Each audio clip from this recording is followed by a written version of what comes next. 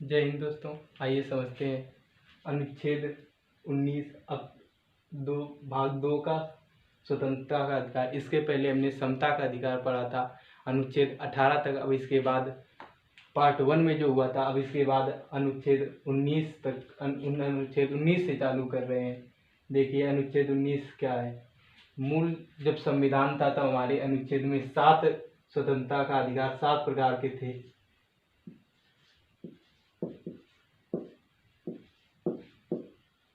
पर अब 6 है।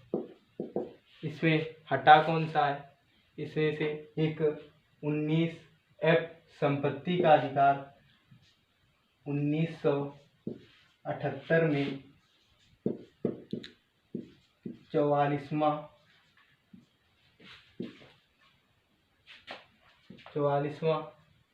संविधान संशोधन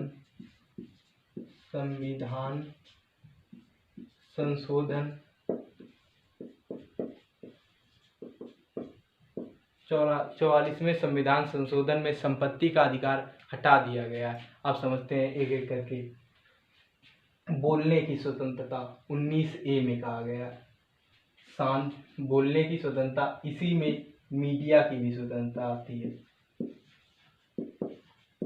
मीडिया और शांतिपूर्वक सभा बनाने की स्वतंत्रता। सभा शांतिपूर्वक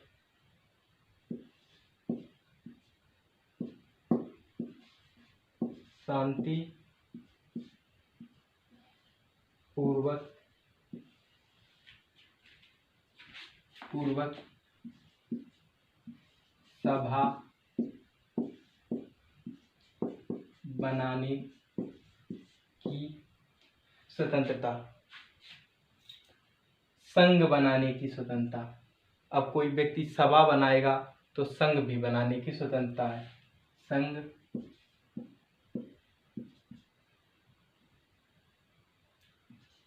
बनाने की स्वतंत्रता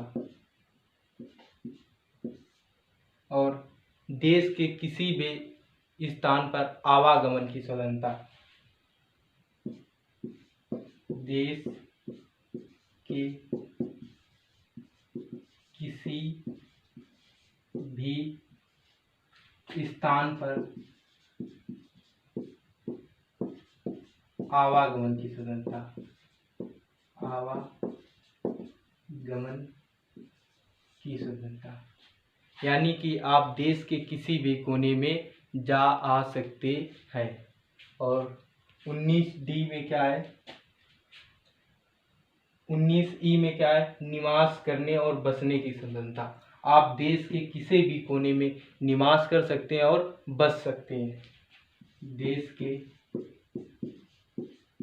किसी भी कोने में किसी भी स्थान पर निवास करने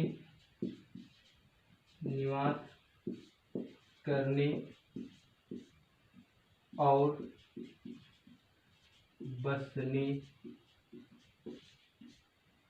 की स्वतंत्रता। बसने की स्वतंत्रता है। और इसी में एक 19 जब हमारा संविधान बना था तो उसी में संपत्ति का भी अधिकार था। पर अब ये 1974 में 44वां संविधान संशोधन में इसको हटा दिया गया। और 19G में क्या है? जीविका चलाने की स्वतंत्रता। अब अगर जो कोई बोलेगा, सभा बनाएगा कोई भी, तो उससे जीविका, अपना घर चलाने के लिए, परिवार चलाने के लिए जीविका की भी आवश्यकता होती है। और जीविका चलाने के लिए कहा गया है कि आप व्यापार कर सकते हैं,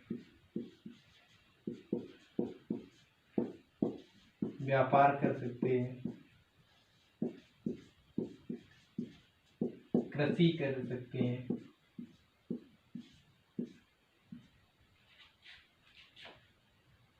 पशुपालन,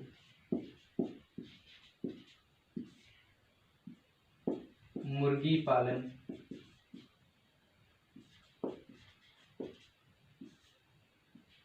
इसी प्रकार से जीविका चलाने के लिए जो भी व्यापार कर सकते हैं, आप कुछ भी कर सकते हैं अपने घर का खर्च चलाने के लिए। देखते हैं नेक्स्ट क्वेश्चन। आइए देखते हैं अनुच्छेद 32। अनुच्छेद 32 क्या कहता है? अपराध के लिए दोष सिद्ध करने के संबंध में संरक्षण। कोई भी व्यक्ति है, अगर जो उसने अपराध नहीं किया है तो कोर्ट में जा अनुच्छेद 20 है। अनुच्छेद 20 क्या कहता है कि अपराध के लिए दोष सिद्ध के संबंध में संरक्षण। अगर जो कोई व्यक्ति है, अगर जो हमसे कोई हमारा पड़ोसी जल रहा है तो क्या करता है कि अगर जो हमारे ऊपर गलत सलत मुकदमा भी लगवा दिया गया तो मैं क्या करूँगा, सुप्रीम कोर्ट में जाऊँगा, अनुच्छेद 32 के तहत उस पर कार्रवाई करवाऊँगा और जो हमारे पास कुछ सबूत होगा वो हम वहाँ के वकीलों को दिखाएंगे और जज साहब बोलेंगे तो गलत है। भारत में किसी भी व्यक्ति को जब तक उसे दोषी साबित नहीं किया जा जब तक उसका अपराध कोई साबित नहीं कर सकता तब तक वो दोषी नहीं माना जा सकता। अनुच्छेद 21 क्या कहता है? प्राण व दैहिक स्वतंत्रता। अनुच्छेद 21 के तहत प्रत्येक सरकार का ये दायित्व बनता है कि वे अपने समस्त नागरिकों को उसका स्वस्थ और स्वच्छ पर्यावरण का माहौल दे। और इसी में अनुच्छेद 21 का जोड़ा गया है। जब कोई अनुच्छेद में का खा गा होता है तो उसका मतलब ये होता है कि बाद में जोड़ा गया है। अभी कब जोड़ा गया है? 86वां संविधान संशोधन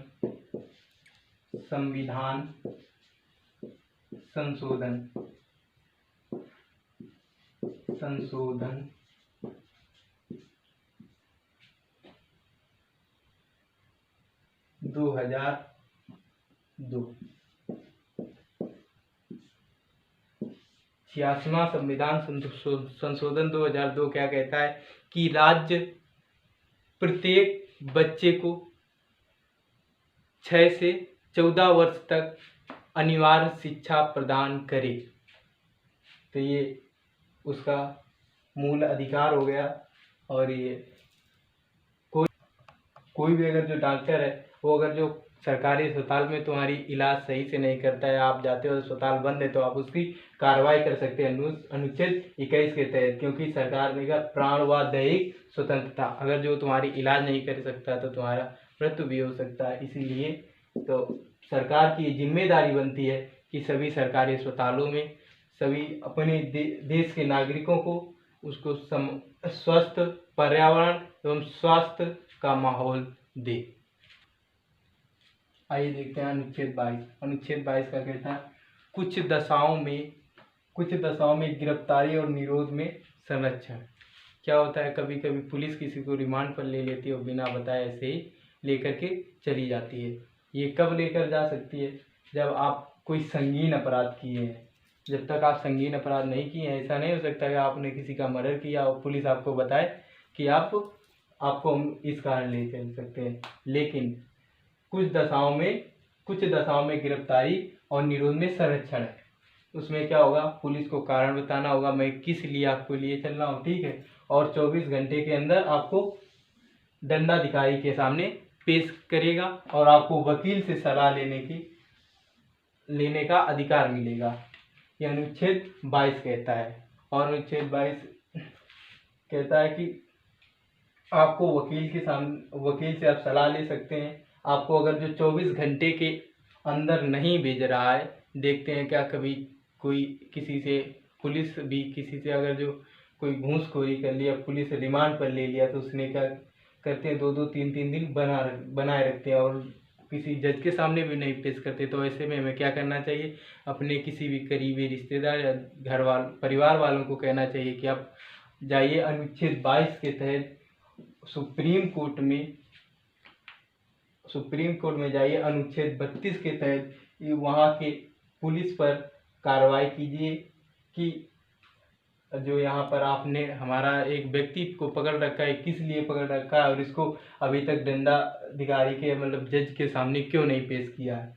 तो अब वो जो सुप्रीम कोर्ट रिट देगा और वो आएगी थाना में और थाना वाले फिर उसको पेश करेंगे, फिर बताएंगे क्या कारण है। नहीं तो काफ़ी पुलिस वाले क्या करते हैं कि इसको मारना है तो 2-4 दिन रख लेते हैं और रिमांड पर लेके ढंग से मारते हैं, उसको फिर कारण बताना होगा।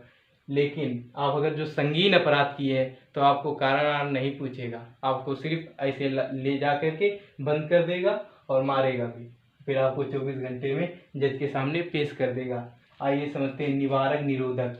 ये बिल्कुल इससे थोड़ा अलग है। ये क्या होता है, ये कहता है कि निवारक निरोधक अनुच्छेद 22 का खंड 3, 4, 5, 6 क्या कहता है कि आपको किसी भी अपराध के 3 महीने तक आपको पुलिस 3 महीने तक आपको पुलिस रख सकती है और किसी भी दंडाधिकारी को पेश नहीं कर सकती। मेरा ये हरगिज नहीं कहना है कि पुलिस आपको कुछ भी, इसमें होता क्या है कि पुलिस ये नहीं चाहती है कि आपको मारे या कुछ करे। पुलिस बल्कि इसलिए बंद करती है कि आप अपराध ना करें, इसलिए पुलिस 3 महीने पहले ही बंद कर लेती है। आइए देखते हैं बात में। आइए अभी हमने अभी तक भाग 2 तक समझे, अब समझते हैं भाग 3। भाग 3 क्या कहता है, शोषण के विरुद्ध अधिकार। ये कौन कौन से 23 और 24 अनुच्छेद में दिया गया शोषण के विरुद्ध अधिकार। इसमें अनुच्छेद 23 क्या कहता है, मानव के दुर्व्यापार और बालाश्रम का प्रतिषेध। इसका मतलब कि किसी भी व्यक्ति से कोई जबरदस्ती काम नहीं करवा सकता है और ना ही उससे किसी भी मानव की कोई खरीदारी या कोई बेच सकता है किसी भी व्यक्ति को, ना ही उससे कोई जबरदस्ती काम करवा सकता है। फिर इसी में संविधान बनाने वालों ने सोचा कि अगर जो मानव से कोई जबरदस्ती श्रम नहीं करवाया जाएगा तो देश में अगर जो इनकी ज़रूरत पड़ी तो क्या करेंगे। तो कहा उसी में लिखो एक नोट क्या लिखा कि जरूरत पड़ने पर राष्ट्रीय सेवा के लिए बाध्य किया जा सकता है। अगर जो देश को आपकी ज़रूरत है तो आपको राष्ट्रीय सेवा करने के लिए बाध्य किया जा सकता है, मजबूर किया जा सकता है। अनुच्छेद 14 क्या कहता है, बालकों के नियोजन का प्रतिषेध। इसका मतलब ये है कि किसी भी 14 वर्ष से कम आयु के बच्चों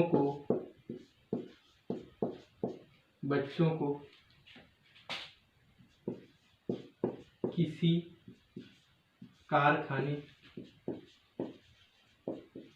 कारखानों और खानों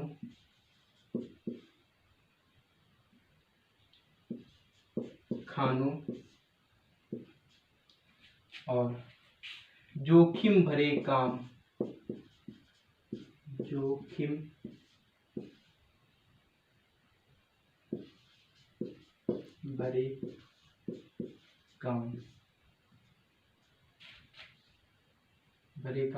नहीं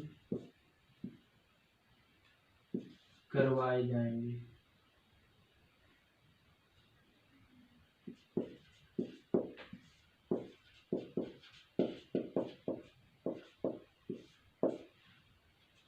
इसका मतलब ये है कि कोई भी कंपनी या कोई कारखाना किसी भी 14 साल के छोटे बच्चों को अपने यहाँ काम पर नहीं रखेगी, ना ही उनसे कोई जोखिम भरा काम करवाएगी। और ये पेरेंट्स की भी जिम्मेदारी बनती है कि अपने छोटे बच्चों को, 14 वर्ष के नीचे बच्चों को कहीं भी किसी भी कारखाने में ना भेजें और उनसे कोई काम ना कराने दें। उनको शिक्षा दें जो कि अनिवार्य है। हमारे संविधान में लिखी है कि 6 से 14 वर्ष के बच्चों को अनिवार्य शिक्षा दी जाएगी, जो कि अनुच्छेद 21 के काम में अभी हमने बताया है।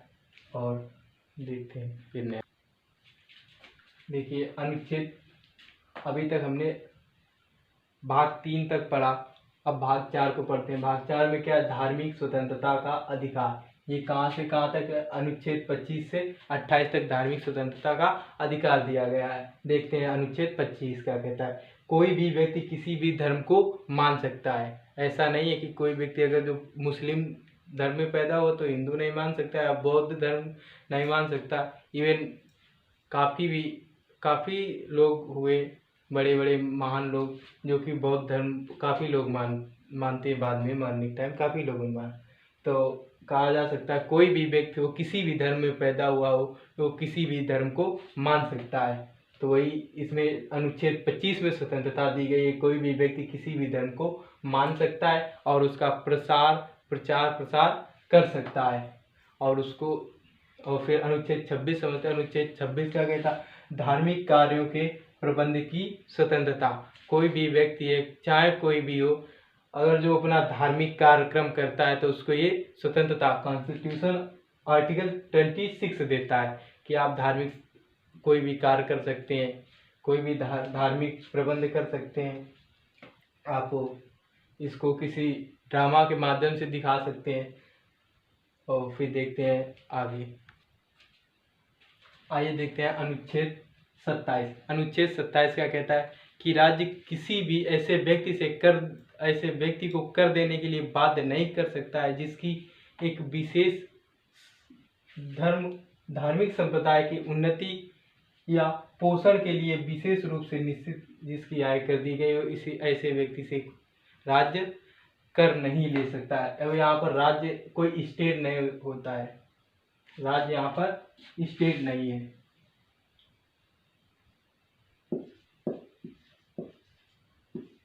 राज्य का मतलब है देश। देश किसी ऐसे व्यक्ति को कर देने के लिए बाध्य नहीं करेगा कि जिसकी आय विशेष धार्मिक संप्रदाय की उन्नति या पोषण के लिए विशेष रूप से निश्चित कर दी गई हो। और अनुच्छेद 28 का कहता है कि राज्य विधि मतलब सरकारी कानून से पूर्णता, राज्य विधि से पूर्णता पोषित किसी शिक्षा संस्था में कोई धार्मिक शिक्षा नहीं दी जाएगी। किसी शिक्षा संस्था